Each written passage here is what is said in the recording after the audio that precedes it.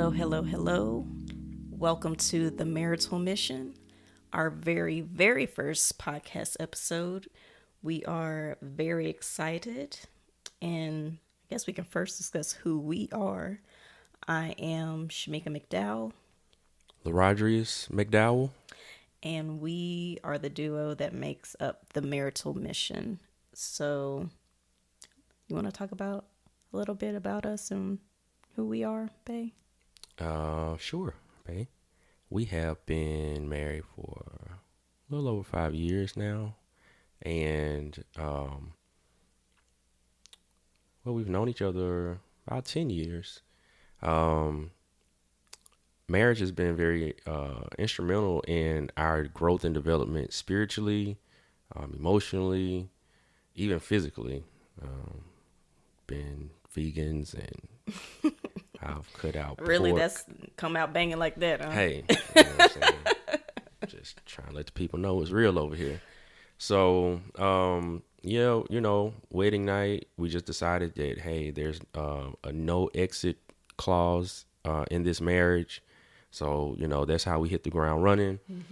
Over the years, we definitely have had our difficulties, like all marriages, but we've definitely had a lot of fun time, success that we've attained together. And in 2014, we embarked on this journey and created the Marital Mission, which we have a Facebook page, Instagram, all those good things, and as well as a blog that we have maintained loosely. Yeah, just to put it mildly. Yeah, but we represent, we represent God whenever we step out Absolutely. in our marriage, but we represent the marital mission. And so in our everyday lives, we hold conversations, we encourage people, we pray for people that are either desiring to be married, desiring to stay married, or, just getting married. So that's who we are. We are an example of Christ's love for the church. So Yeah, that's it. This is the marital mission. this is us. So that's pretty much the gist of who we are. And like we said, this is our very first episode. So bear with us as we get our podcast legs going. Yeah. So what we want to bring to the podcast world is just a fresh perspective on healthy, godly marriages, especially for young Black couples. It's not really the thing to do, but when you do it, it's nice to have, It's better this way. it's good to have, somebody that you can get information from, especially if they're, the same age as you, and they're going through the same things as you're going through. And it's good to have someone doing the right thing and trying to live for God and be that example for other people so that you can help others. Yeah, we draw inspiration from multiple couples that we have encountered, that we have read books and watched videos. Yeah. So, it's not like we have it all together, but what we do have together, we want to share with you. And the parts that we don't have together, we want to share that with you too. Absolutely. So, should we get into it? Let's go. Okay. So, as you might have gathered from our episode title, 445, it is a play on Jay-Z's 444 album. Jigga man. That dropped on June 30th and took the world by storm and set the internet on fire. Everybody's talking about it, and guess what? So are we. Hey, I'm gonna let you have your say and all, but Slim Thug had one of the best albums of the year. What? How do we even get there? Hey. Okay. But for the purpose of this podcast, we're going to talk about Jay-Z's 444 and the themes that were presented by the Jigga Man himself, and kind of give our take on, what was presented. And it actually comes at a great time, because earlier today, he dropped the 444 footnotes on Tidal, and we were already trying to put together the format and the basis for this podcast episode. So it felt right in line. I kept asking, what do you want to talk about on the first one? What do you want to talk about on the first one? So then God said, here you go. She popped it on, and there you go. The rest is history. Exactly. So I guess we can start by talking about the 444 song itself. Yeah, and just like in true Jay-Z fashion, I didn't write this. What does that mean? Oh, I get it. There you go. Forgive me, I'm slow. It's all good. The hip-hop heads out there appreciate that. I got it, though. That's all that matters. Okay, so what are your thoughts as a man and a Jay-Z fan on the 444 song? On the song, so I think I was just telling you or someone recently that, I think we just had the conversation about our top 10 rappers, right? Yeah. And so I did not put Jay-Z in my top 10. Yeah. And so he was in my, don't kill me, y'all, but he's not in my top 10. I'll give him top 15, but he originally was in my top 20. Yeah. And so, at one point in time, he was my favorite rapper. And, I was one of those people that would ride for Jay-Z, but as I got older and, began to experience and view life differently, I didn't appreciate, or I couldn't respect the lyrics, or the messages that he promoted through his music. Entertaining some were, but I just felt like I couldn't get down with what he was rapping about. So I didn't really. Was that before Blueprint or after? He was my favorite rapper during Blueprint. And then, he had a few more. I think after American Gangster. Okay. Yeah, I started to, kind of move in a different direction. But yeah, as my maturation process continued, I didn't feel like the messages in his music did. So to get back to answering your question, what did I think about his song? I thought that the song was cool. On first listen, I'm not really a Jay-Z Beyonce fan at this point, but he kind of won me back. One of my knocks on him was that I didn't feel like he was really talking about anything. And I didn't really need him to be so personal, but the fact that he was so personal and the fact that his message resonated with me, he's back in my top 10 now. Okay. So drop one of top 5 Clues bombs. Not Clue. Okay. Who we gonna drop? Who bomb? Drop one of Smokey's bombs. Who is Smokey? Friday. That's a Friday reference. Oh my gosh.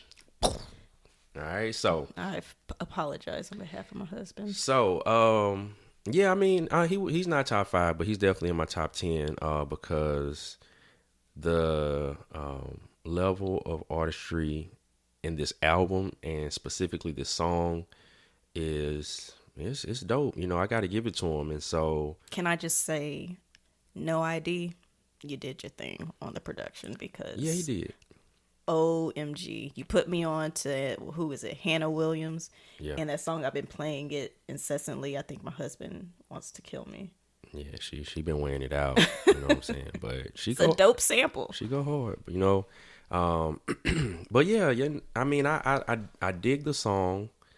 I dig its message. I like how real he appears in the song, and you can't hate on. You can, but you're a hater if you hate on it. So, what did you think about it?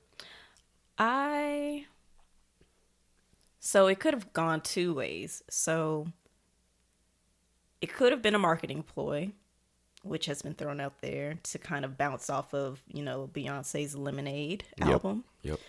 And then the flip side of that is, if it is true, wow.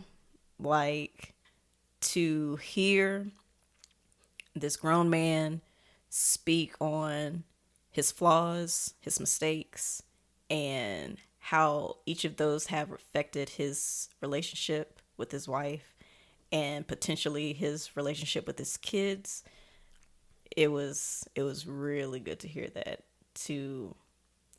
And we don't need to hear that, me and you, but for people who have been in this situation, they never seen what a reconciliation after the cheating, what that looks like, and how to move forward, and to really consider all of the ramifications of cheating and just all that goes along with that. Just to hear that on wax was amazing. I do this for the culture. So, definitely. So I guess now we can go ahead and get into it. The footnotes. The heading, the prefix, oh goodness, the subject, the predicate. So the premise of this episode is to kind of, like we said with the whole 445, is to discuss the aftermath. Like, after you have, or the person that you are married to has cheated, how do you move forward? How do you find that good place again to where you can say, hey, we're in this for the long haul.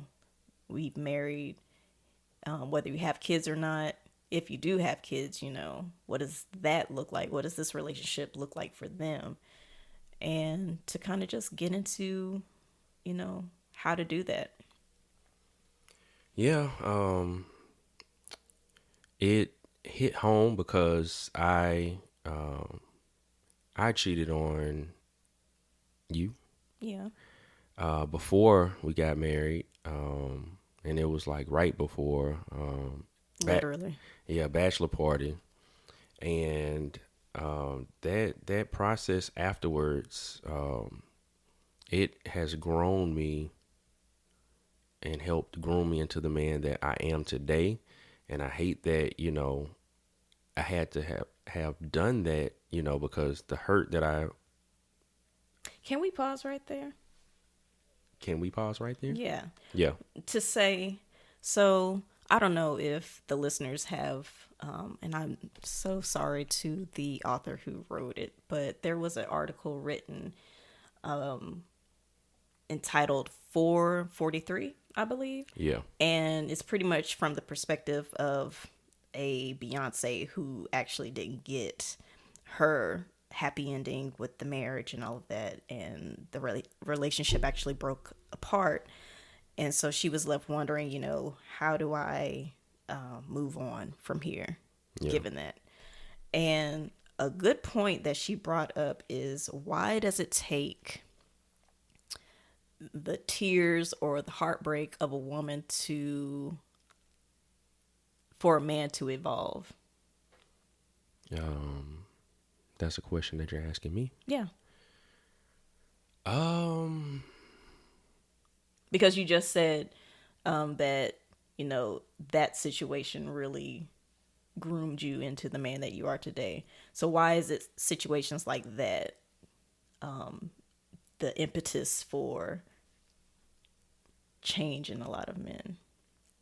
I don't know if I have the answer for that. I can speak, on my personal journey. That works. So, I could, being honest, it wasn't the cheating part, because I initially had no bad feelings about it. Mm-hmm. Really? Yeah. Huh. Breaking news. I didn't, it was I was at a point where I was a completely different person. I viewed marriage, the sanctity of marriage, the bond, the responsibility. I viewed all of that completely different, more so like I think one of the lyrics in Jay-Z's song where he was saying, you matured faster than I did or something like that. That was completely true. And in the footnotes, you heard some of the black men talking about how you had older guys in their life to give them, put them up on game and different things, and that, how they were wise in certain aspects. But Jay-Z compared them to be like superheroes physically, and with their strength, but emotionally they're on zero. Yeah. And so, I was surrounded by, and I mean, not to, project my shortcomings and my faults on other people, but a lot of the people that I was surrounded by when it came to marriage, they weren't the people that I should have been getting advice from. And even, some people that weren't necessarily giving me advice, I was just observing them in their situations, and I made certain choices based on what I saw and the limited knowledge that I had. And so, yeah, it wasn't until, and so I don't know how many people know our story, but I was working in Dallas when I proposed, and you were in Houston. And so I had put in my notice at my job that I was moving, because we decided that, Houston was going to be where we started our family. And I had put in my notice for my job, and I let my contract on my apartment run out. So I was getting ready to move the day of, and apartment was empty. I'm in the apartment by myself, getting ready to hit I-45 South, and it's just me and God. And so, kind of up until that point, I had, during this cheating process, it was not something I had, done before. I did, it's just I was on some other stuff, and so God worked it out where, I thought I had contracted an STD. So, I went to the clinic, got tested, and, everything came back negative. But in my head, it didn't sit right with me. I felt like something was wrong. And so I'm in this apartment, clean bill of health, and I still feel no better about the situation. And so getting ready to move, I know that I'm getting ready to move down here with you, and that in a few days we're getting ready to get married. And so I had a relationship with God at the time, but we definitely weren't best friends. He was like the dude I went to middle school with or something like that I ain't talked to in a while. Like, seriously, the life I was living, he wasn't a big part of my day to day. So I'm sitting there, and, this my spirit is just troubled. And so I know right from wrong. And so I'm sitting there, and I start to pray to God, and, I'm like, God, what do I do? Because I'm calling different people, and I'm like, I think I'm going to tell her. And, they're like, I don't think you should do that, because they know that, Who are your friends? Friends, family. I'm just calling, people. And I'm like, and I'm having to reveal to, some of the people I love the most that I had cheated on you, and I really wasn't, too concerned with that at the time. I was thinking about our future and, wanting to make sure that I wasn't entering this union of marriage under false pretense or lies or, whatever. So I'm just calling the people. I'm like, I think I want to tell her. And everybody didn't tell me no, don't tell you, but the majority of people did. And it, I think I feel like they were coming from a place of it's not going to work out well for you. Yeah, and they were trying to protect you. They were trying to protect me, And so after hanging up and making those phone calls, I ended up, praying, and God he dealt with me. And I mean, I'm in this empty apartment on the floor, bawling, like crying my eyes out. And because I knew I was wrong. And so God spoke to me, and he was like, haven't I always been there for you in your worst times? And so, I thought back to the times when, I had to start over. I'm at zero. I don't have a job. I don't have a car. I'm on somebody's couch. And, I realized that, hey, you have been there for me at all these times, and you've brought me back better every single time. And so there was a peace that came over me, because I was literally like in there, like bawling, like sobbing, making noises and stuff. And he wasn't fazed by that. He was just like, I've been here the whole time. I just been waiting on you to come talk to me because you've been making all these phone calls. So he said that, and I realized it. And he told me, he said, I'll be there for you now. Or I'm here for you now. He didn't tell me that everything was he told me everything was going to be okay, but he did not tell me the result of me confessing my sins, my infidelity. And so, but that peace came over me, and I just knew that, what, I'm going to tell you. And the part that I wanted to tell you because I wanted to give you the choice to choose this relationship, the marriage, or to just walk away. And it wasn't so much about you finding out later, but I just didn't want, I wanted the marriage to be real. I loved you. Even though my actions didn't really, speak that. And so my idea of what love was at the time was very immature. And so once, kind of fast forward, I drove down, I packed up all my stuff in my car. I'm driving down 45, just this peace over me. I don't think I played any music the whole ride down. And I get here, and now, that peace is kind of,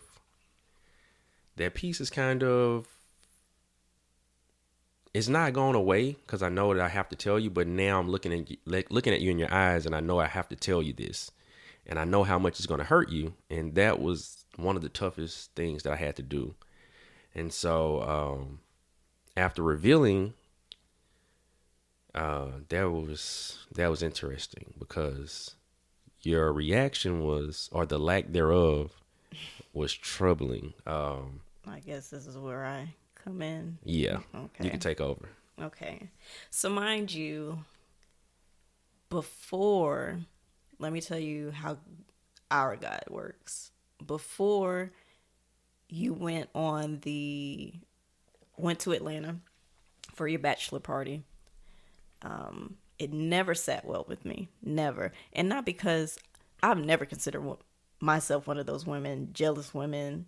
Oh, my man can't do that. I'm concerned about what he's doing. I'm going to be calling him during this, that, and the third to make sure he's not acting up. That's not me. If I say I'm with you, I'm with you. I wanted to be happy for you and going out there and, enjoying your last few days as a free man, unbetrothed man. But it never sat well in my spirit. And the Holy Spirit, now I didn't know it at the time, but the Holy Spirit was saying something's going to happen in Atlanta. And I'm thinking a car accident. I'm thinking just something that'll cause you bodily harm to where, you wouldn't have control over. And I tried to block all of that out. I'm like, he's going to have a good time. This is just me being irrational, being one of those women that's concerned about her man. having too much fun at his bachelor party, but it never sat well with me. So when you came to me and told me that you had cheated, immediately the Holy Spirit was like, this is what I was preparing you for. And it like all made sense, like a light bulb went off, and I said, oh.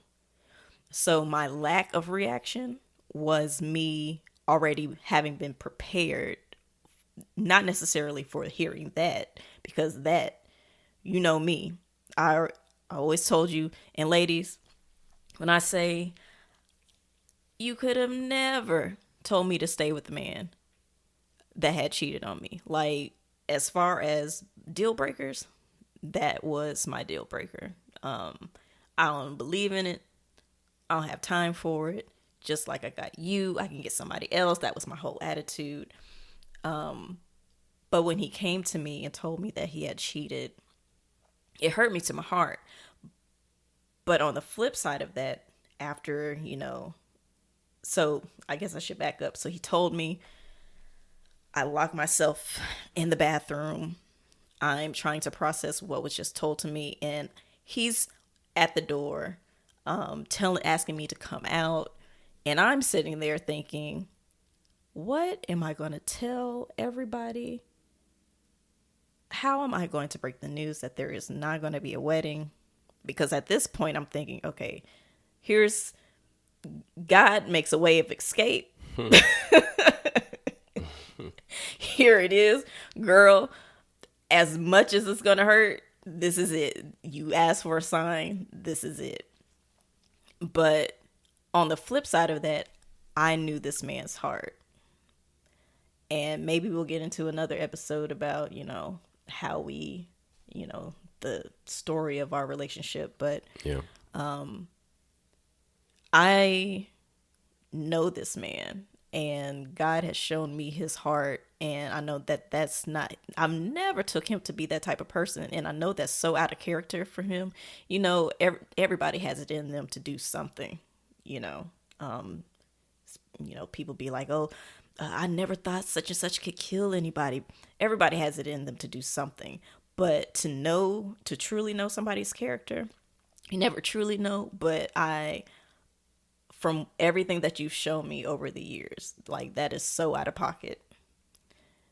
And to really feel your remorse, and most importantly, to have had that, I don't want to call it a premonition, but to have that word come to me to prepare me for that moment helped me in the end.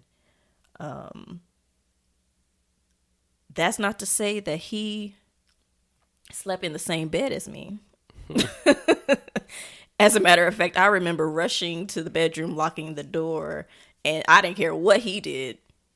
As far as I was concerned, he was going to go right back up I-45, and this was going to be the end of it.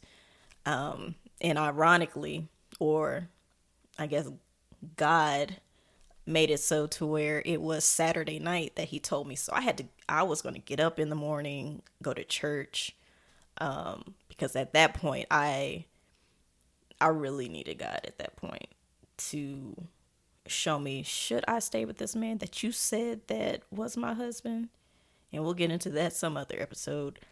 And I'm like, surely this is not what you had in mind for me at this point in time.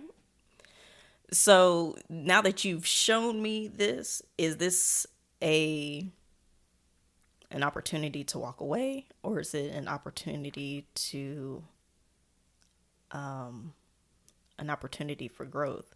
So let me. Okay. All right. Yeah. So, after the reveal, and after she's come out of the bathroom and she went back upstairs, I was just, at that point, I knew that it was not in my hands at all. It was in God's hand. And I didn't know how it was going to go, but I camped out on the couch downstairs. I prayed myself to sleep, and I was awakened to her leaving out of the door, right? So I heard the door slam. I think I looked out the window and, she had her church clothes on and she was stepping. Gone. And so it was really so quick to the point where I couldn't even open the door and say anything to her. So I looked at the time. I ended up, getting myself prepared for church, and I headed that way. And, when I say, for those of you who are listening, and if you don't have a personal relationship with God, just know that it is real. Like, and when I say it, I mean the relationship is real. I arrived at the church, and I don't know if this was my first time at that church or not. I think so. Maybe so. But And you made it for a second service. yeah, but it doesn't seem like I took that long. I don't know what time she got there or not, but when I did arrive, I realized that, service was getting ready to be over. So I just waited by the door, and, in my memory, she was the first person to come out the door. I'm sure that's not how it happened, but like in the movies, I just came out. In the movies, the door opened and she was the first one to walk out. And I remember asking her, "Will you stay for the second service with me?" And her reply was yes. And so her yes over the years, it really was, the God in her that allowed for us to be where we are today. After, multiple times breaking up, losing touch with each other, avoiding contact with each other. And mind you, we're young. 28, 27 at the time. Yeah. And so, just those pivotal moments where, it's like, okay, well, I'm going to reach out to her one more time, or I'm going to put myself on the line here and ask this. And the answer was always yes. No matter how I thought that, it was going to be no. And so she said, yes, she'd stay, for the second service. And so I thank God. And, we walked in and we sat there, and I think they were doing baptisms that day, or baby Christians or something. Mm-hmm. And so we're kind of sitting there, not really talking to each other. And eventually, second service started. I believe you reached over, grabbed my hand, and at some point, she looked at me and said, "I forgive you."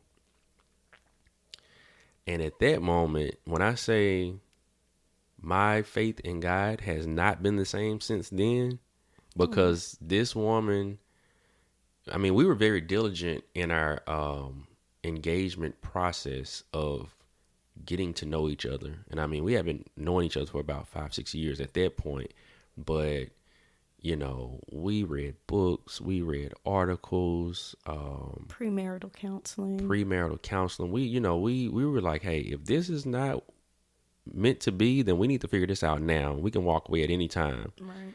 And, like she said, one of the only things that she said was a deal breaker for her was me cheating on her. And so after... And your rump went out and did what? Cheated. And yeah. Yeah, that, Well, I gotta get my side of it.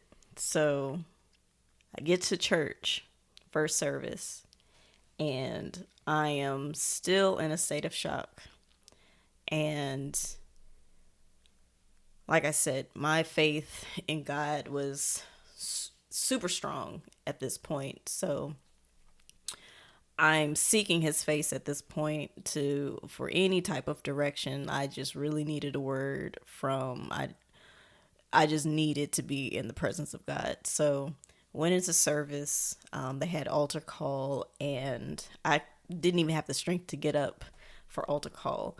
But I sat in the pew and I was bawling my eyes out, and I was praying for God to give me something, like, what should I do? And he's talking back to me, and he's saying, I already told you what to do. I already told you that this is your husband. I already told you what was coming. I prepared you, at least in part, to that something not good was going to happen. Are you going to trust me in this process? Because I'm going to use this for your good. I'm going to use this to help others. So, and when I say hearing these words plain as day, and at the end of that sentence, altar call was ending. I didn't realize it. Somebody walked past. I still don't know who it was to this day. Touched me on my shoulder. And it was like the confirmation that I needed, that everything was going to be okay. So once service ended, as he said, he came in. I still wasn't wholly convinced, but I see him. I see, his eyes are red. He asked me to stay with him for a second service. So against my desire, what I really wanted to do, I did, because I could see that he was in a very emotional state as well. So the whole time, as I want to be, so concerned about me and my feelings, here I was being prepared as a wife to kind of be what he needed in that moment too. So, because God was everything that I needed in that moment. So we go back into the sanctuary and sit down for second service. And before it started, he looks over at me, and I think you said, can you forgive me? To something to that effect. And I looked at him and I grabbed his hand and I said yes, right? Yeah. And I don't think I said it right then. I think it wasn't right away. Yeah, service was going on, and I think it was something that pastor said, and it resonated with me. And I was like, I hear you, God. This goes against every fiber in me to say okay to you, and yes, and I do, to this man that just admitted that he cheated on me.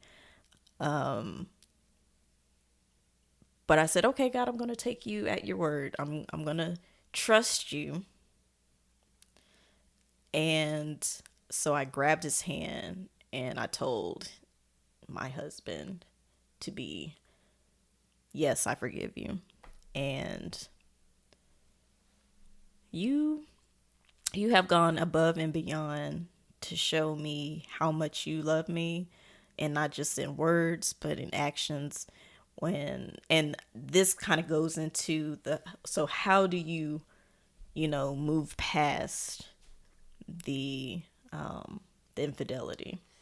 Yeah. So, it was that moment that I decided, and I made a vow, to God and to you, that I would spend the rest of my life proving to you why you made the right decision. And so I knew that there were changes that needed to be made, and that meant that I had to, reflect on, why did I put myself in the position to do what I did? What were those thoughts and feelings? And I really had to kind of rebuild, and that's a message that Jay-Z spoke of. I know in the footnotes of this song, for sure, that there was a period of time when after he and Beyonce had built this big marriage, that once the foundation started to give away and cracks and everything, it was like, okay, we need to start over. We have to be honest. And so I had to be honest with myself, and I had to be honest with you. And so and I think that's the key that so many men miss. Once there is infidelity, first of all, there has to be a desire for change, ladies, and men. Yeah, it's not just men out here cheating. Yeah. That person has to want to change, and they have to prove that. So many people want to, say I'm sorry and think that's the end of it. No, there's a continual process, because that person is forever thinking, well, how on earth can I trust what you say when you've proven otherwise? And how you do that is through your actions. Yeah, and I mean, I'd be the first to admit that I could not have changed on my own. It was through my growing relationship with Jesus Christ and God the Father that I was able to change my ways, to change my thoughts. Because you can want to change, you can have the desire to change, you can have the heart to change, but until you make up in your mind that this is something that you want, it's not going to happen. You have to change your mind and the way you think about things. And the way that I thought about marriage, honestly, I thought that, after seeing a few unsuccessful marriages from some of the people that I was close to, and, just kind of viewing others and hearing, a lot of men give me advice or just listen to other people get advice.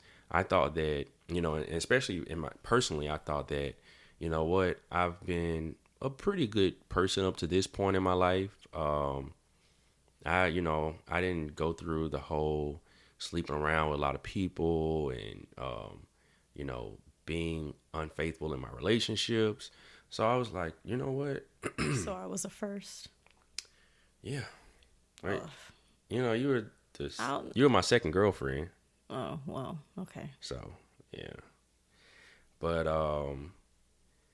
it was one of those things where I felt like eventually it's going to happen.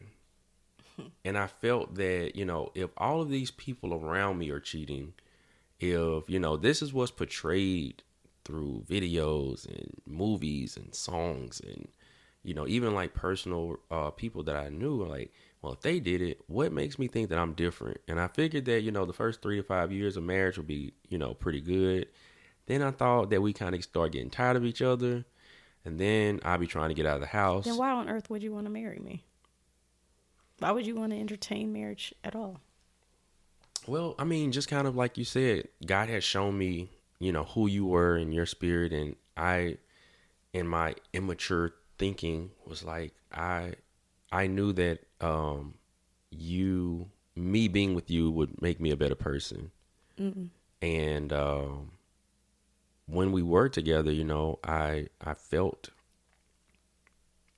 like somebody better than I was when I was by myself. And, ever since I met you, no other person that I had ever met made me feel like you felt. I mean, you kind of like set that bar.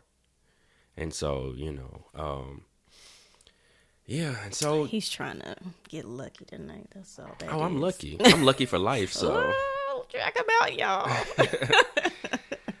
And so, I just felt like, eventually it would happen. And so I put myself in a position to, where, the cheating did happen. And so it came to the point where I was like, okay, you know what? This is not the way to think about marriage. There has to be something else. Like, this can't be what God intends marriage to be. And so at that point, I started to really, just read the Bible and, seek good counsel. And it just started to, and I mean, when certain things are not right, when you're entertaining relationships or, conversations with people, because I was one of those people ever since I was young. I don't know if I was a young boy or not, but ever since I was a boy, I always did the double take. When you walk past a woman. Oh, I know. I've seen you. I had to, look twice. And so that was just something you that I had to. You wanted to. I wanted to. Yeah. Had grown into a very strong want. Mm-hmm. And so I knew I had to, not do that anymore. I knew I had to curb my flirting ways. Yes. And, it was just, and truth be told, you develop ties and feelings and emotions with people that don't just go away automatically. Like, you have to train yourself. You have to make up in your mind that, these are things that are not going to be helpful and fruitful to me having a, healthy marriage.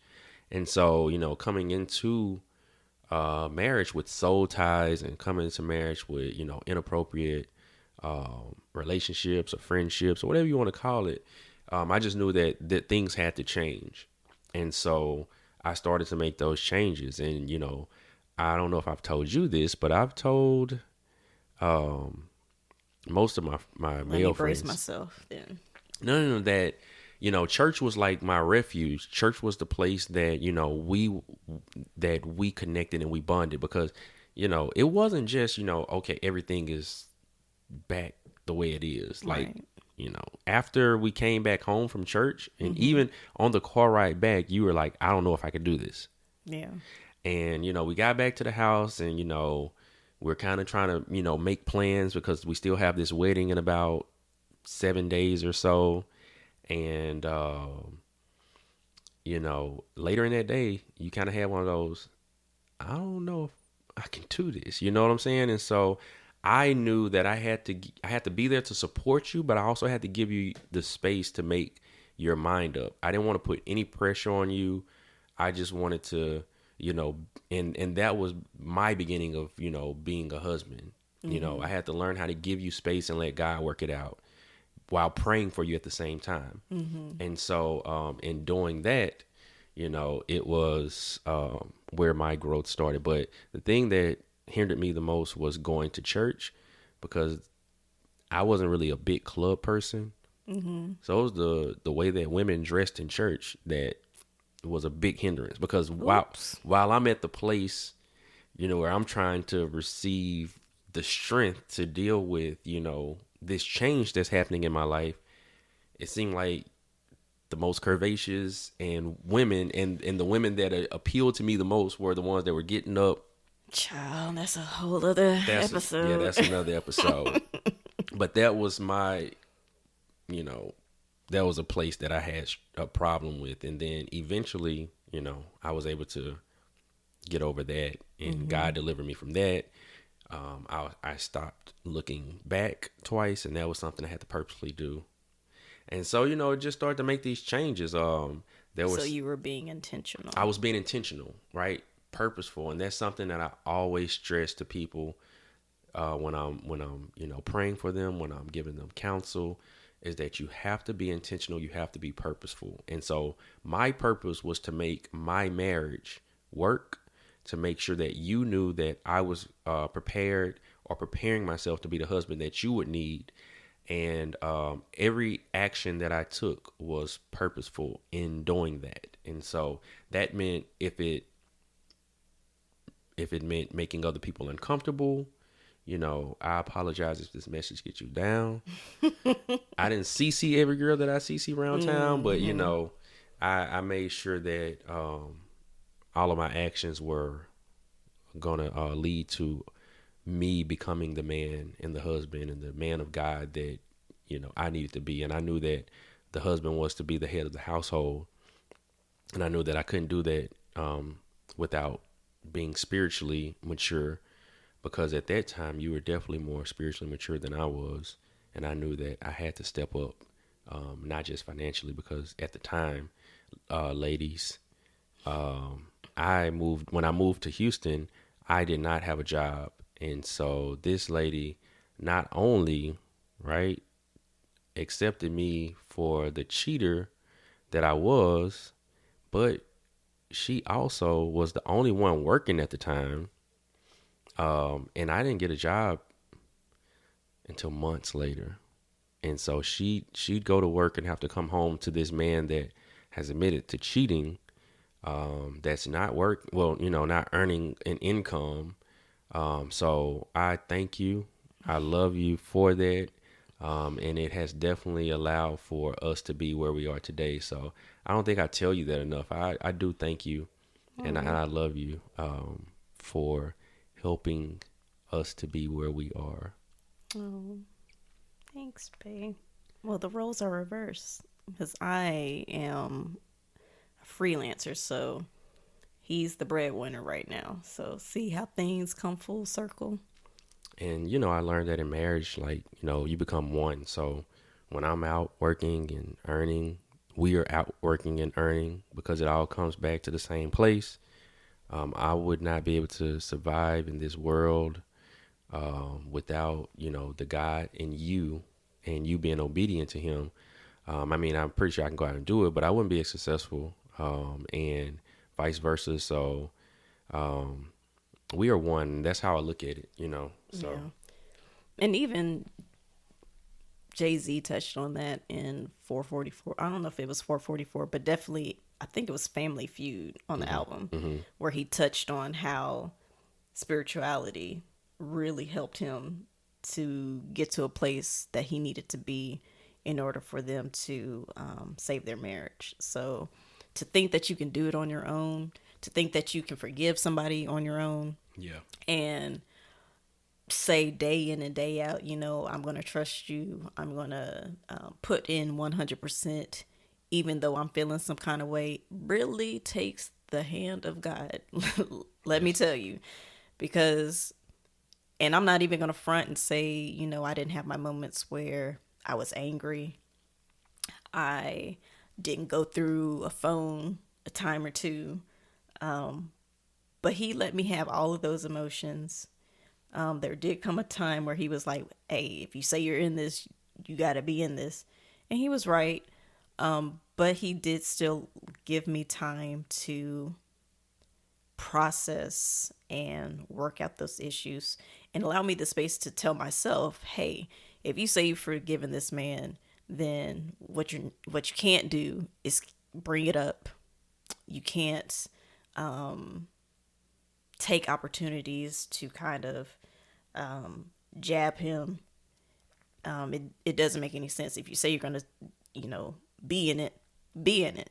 And so that's key too, from the person that's been offended or cheated on, is that you can't say that you've forgiven somebody and then at every opportunity bring it up, or go back to that old place, if you expect your marriage to survive, or your relationship, if you intend to be married, to survive. It just doesn't make sense. It doesn't work like that. If anything, it's going to cause more damage to your relationship. So if you need to, if you're feeling some type of way about it, talk about it, because that's really what saved us, is being able to, if I was feeling some kind of way, if I felt that I was being disrespected, or, because he was still had to work through his issues of, doing the double takes and all of that, I called him out on it. And I said, this is triggering this in me. Everybody wants to talk about triggers these days.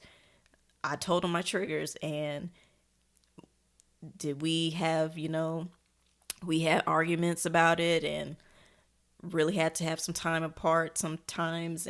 But when we came back together, we knew that we were coming back together for a purpose, and really taking in what we said on our wedding day, that we wanted this marriage to be a blessing to others. And we can't do that if we're still, holding on to grudges and old habits. So yeah. And I mean, I knew through prayer that God told me, you're going to have to, reap what you sow. And so I know that I had sowed the seeds of doubt, of, lack of trust.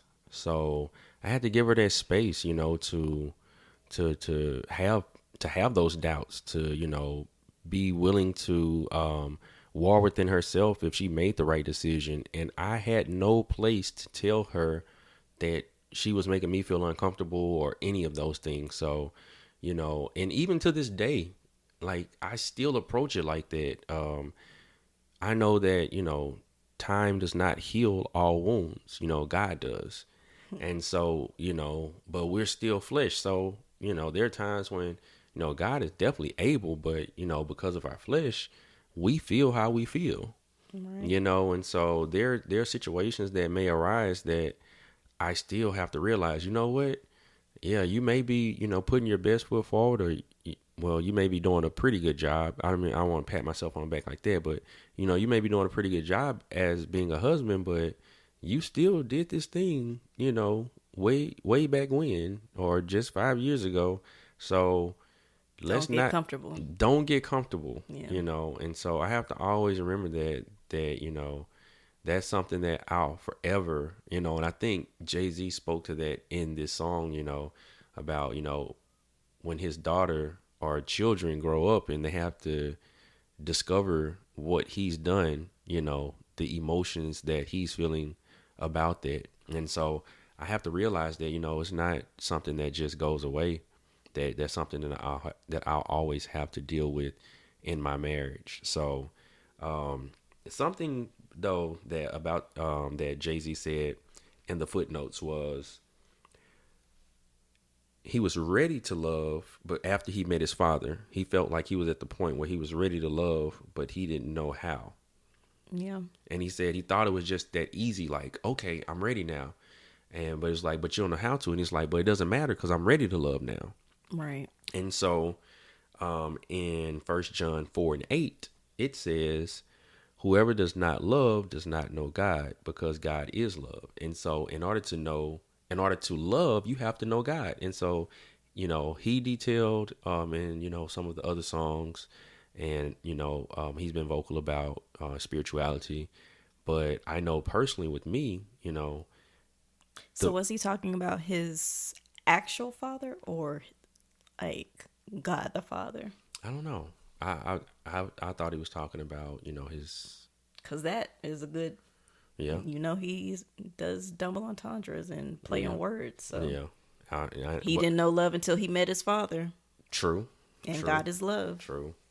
Well, I grew up in a household with my father, and he definitely showed me love growing up, but I did not know love until my relationship with him started to, with God started to get deeper. Mm-hmm. And so the more that I began to love God and know God and have a relation with him and, just be intimate in my relationship with him, the more I grew in my ability to love you. Mm-hmm. And so that's true to this day, Now, just because, I was the one who cheated, it doesn't mean that, you were without fault. And so I had to navigate. Who, me? Yeah, you. I had to navigate, these early years of marriage and really like, weeks and months of having to deal with, your faults and trying to help you understand the wife that you needed to be for me, while still giving you the space and, time to heal from your wounds. And that was very difficult. So, my time was a lot of prayer. Those times when, you would be upstairs and I'd be downstairs because we weren't seeing eye to eye. I'm telling you guys, I'm just praying. Like, it wasn't, she'll get over it. I'm praying like fervently, not just for her, but for me, that when you do open up and when we do talk, that God gives me the words to speak, that I'm able to receive the things that you say, that at the end of the day, we are able to speak in love to each other, and that, we don't give up on this thing. So prayer, reading, I guess you can call it fasting because I wasn't eating during this time. But, being intentional, being purposeful, and I'm telling you, like, there's something else that Jay-Z said in the footnotes. He was like, this thing is hard. And he was like, I'm from Marcy Projects. Well, I ain't from Marcy Projects. I'm from Allendale in Shreveport, Louisiana. And I don't think I've been shot at. I've heard a lot of gunshots. But, marriage is the hardest thing that I've ever had to do in life. But it is the most rewarding thing that I've ever done in life. I just can't even explain it. If you're married and you've ever given your all in your marriage, then you understand what I'm saying. Because, as a single man, we enjoy, I'm talking about I enjoyed, the perks of being single. And there are a lot of perks of being single. I don't want people out here thinking that, I'm just like, single people life, or, no, being single is cool. But I didn't realize how cool being single was until I got married. I was like, you know what? I should have taking advantage of that time that I had alone to, just develop myself to, spend time with God. I didn't spend a lot of time with God when I was single. I mean, there were times in my life that I did, but I was like, man, I just had more time that I could have, developed who I was as a person and just, get to know God better. But, now that I'm married, I still have to develop myself as a person, and I still have to get to know God and, be in relationship with Christ. But I have to make sure that I'm meeting all the needs of this woman that I have as a wife as well. And I have to make sure that, I'm speaking her love languages, and I have to make sure that I'm contributing around the house, and that all these things. So, it doesn't get easier. Like if you're getting married so that your life can be easier, then you probably don't need to be married right now. Or just because you love that person. Oh yeah, man, that love. Oof. Love will mess you up every time. Love is not enough. Because there are plenty times that I've definitely loved this woman, but that was not enough. Oof. Say that. And just being a hard worker is not enough. Love is a decision. Love is a decision every moment. Yeah. Love is not a feeling. I know people hear that, oh, I love him. Do you really? Right. You have to decide to love that person. You got to if love it comes the crust. easy, if it comes easy, wait until you get something where it's not easy. Yeah. Because that'll really test your love for that person. Yeah.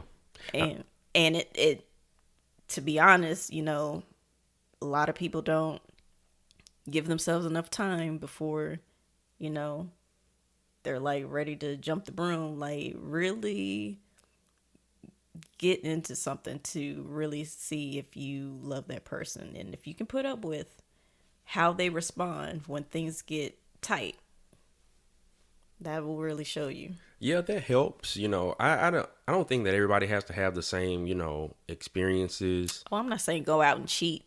Well, no. I'm not saying that, but I'm just saying as far as the time goes, because, if two people are spiritually mature and you're equally yoked and you're going into this thing knowing that, hey, being intentional.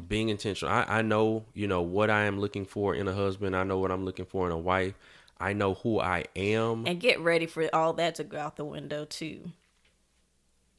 Yeah. I mean, well, I'm saying you're talking. Yeah, you definitely have to talk to each other and figure that out, because things change. Who you are, or who you want to be, or who you want the other person to be in the first year of marriage, it's going to be different the second year and the third year. And sometimes you'll change by 2-3 times in 1 year.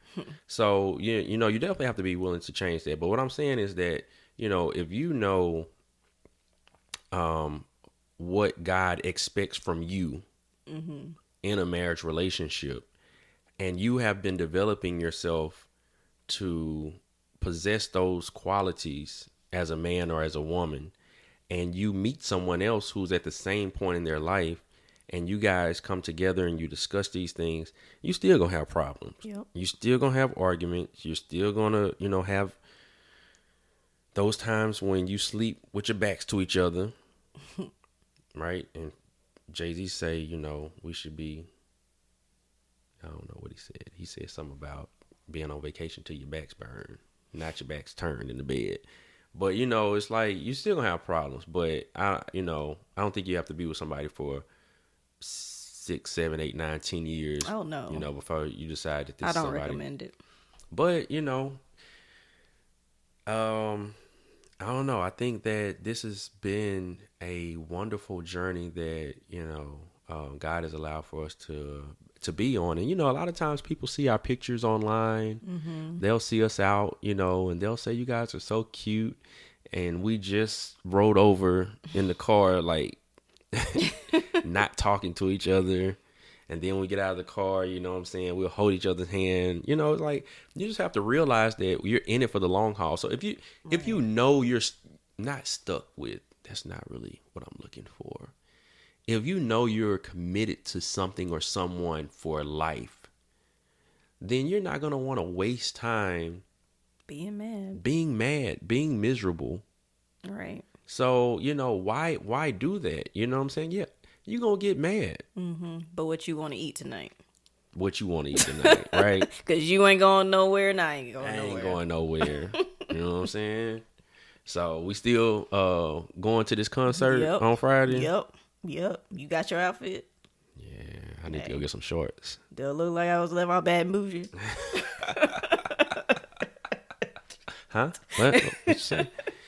Yeah, so, my message is, if you desire to be married, or if you are married, then just make it work, and people are watching you. If you're married, people have their eyes on you. They're watching your marriage, because really, whether you know this or not, your marriage is your first ministry. Now, some of us, we love working with disabled. We love working with children. We love consulting.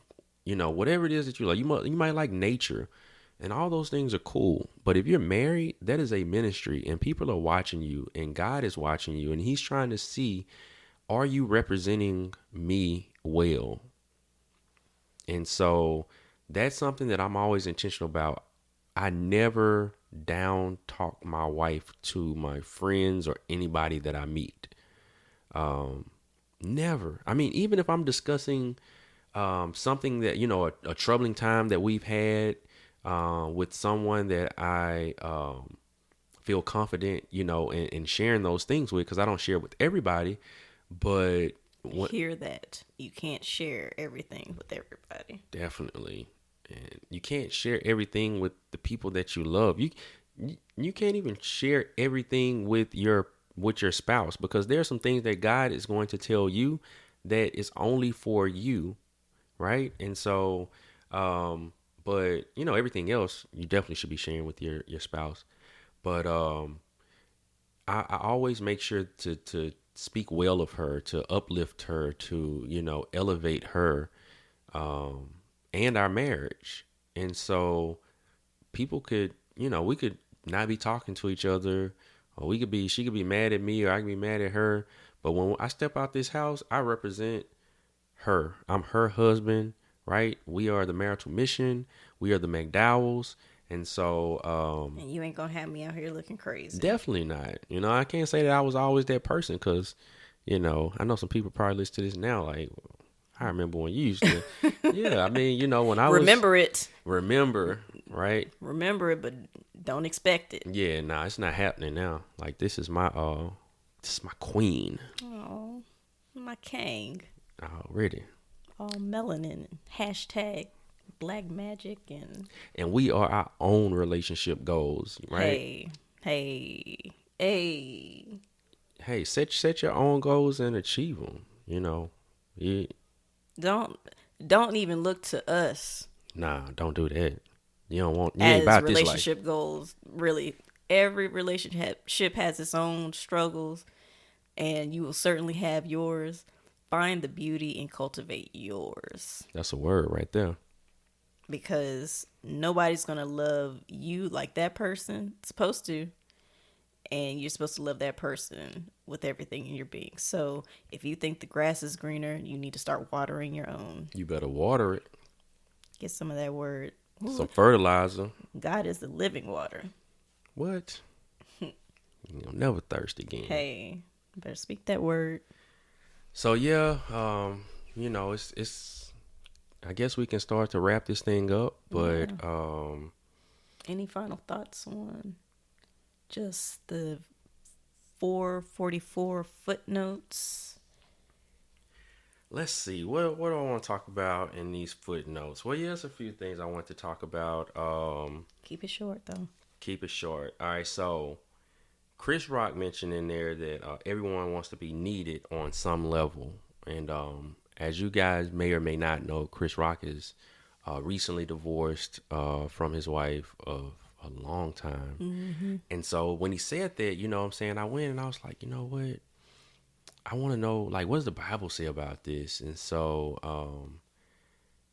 if you know who you are in God, He will supply all of your needs. So there are going to be times in your marriage that your spouse yes, Shamika does not supply all of my needs. It was never designed to be that way. God will never allow someone to fulfill all of your needs, because then there will be no need for him. So we have to make sure that we stay in contact with Jesus Christ so that we go to him so that we can get those things that we need. And so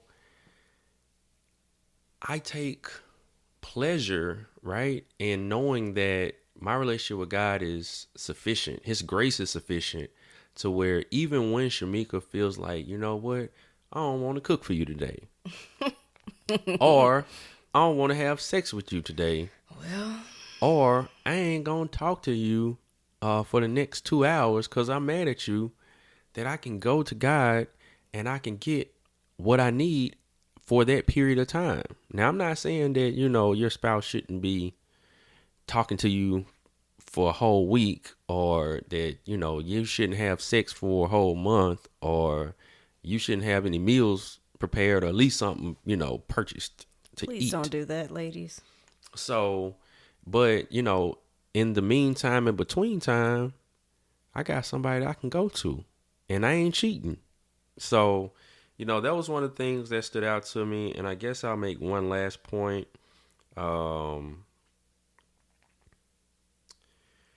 Will Smith was featured on there, and he said he was talking about receiving bad advice from people that you respect and admire.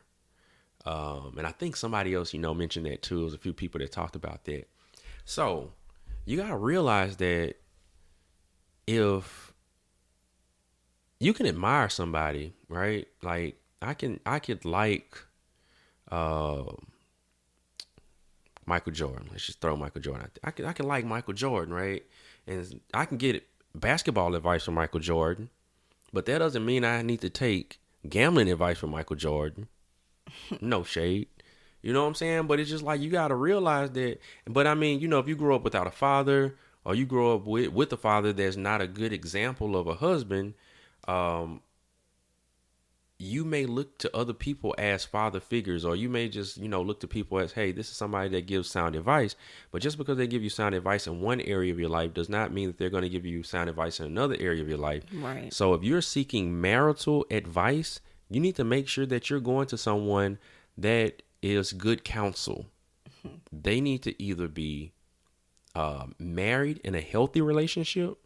They need to either be spiritually grounded and have a good sense of what it means to be married. Because I don't feel like everybody, has to be married to give good marital advice. There are some sound principles that a single person can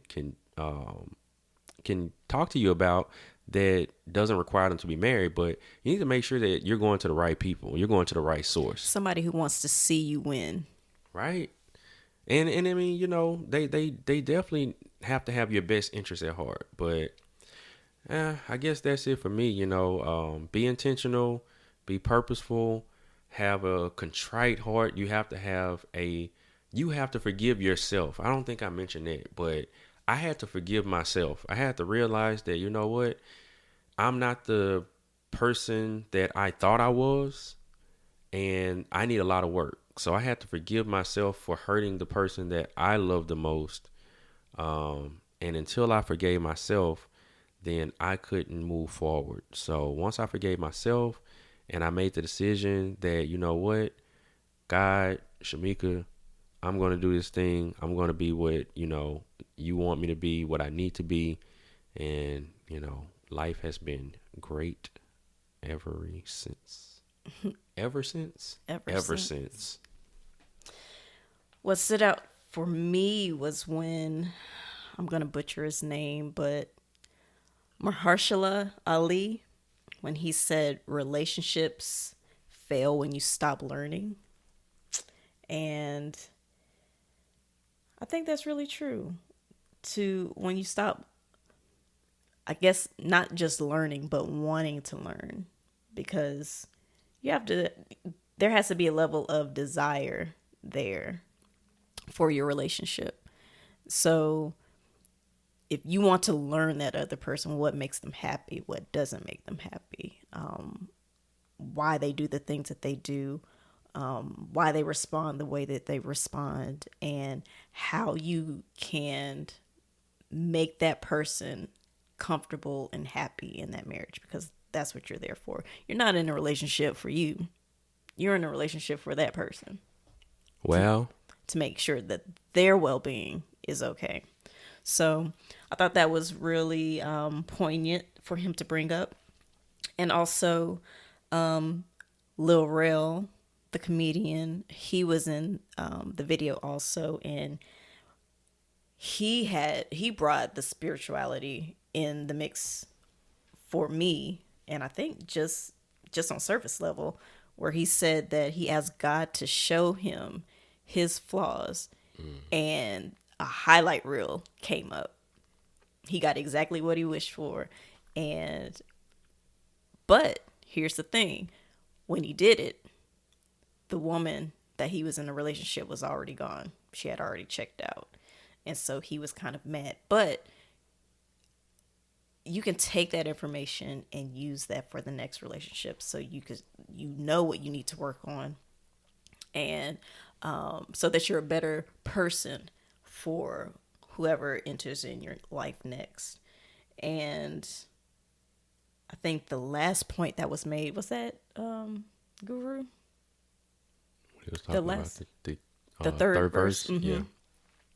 So the highly talented genius Guru brought up the third verse of 444, the song where Jay-Z talks about having to look his kids in the eye or explain to them how he almost risked it all for something that's not even worth it, for his family, for a soulmate.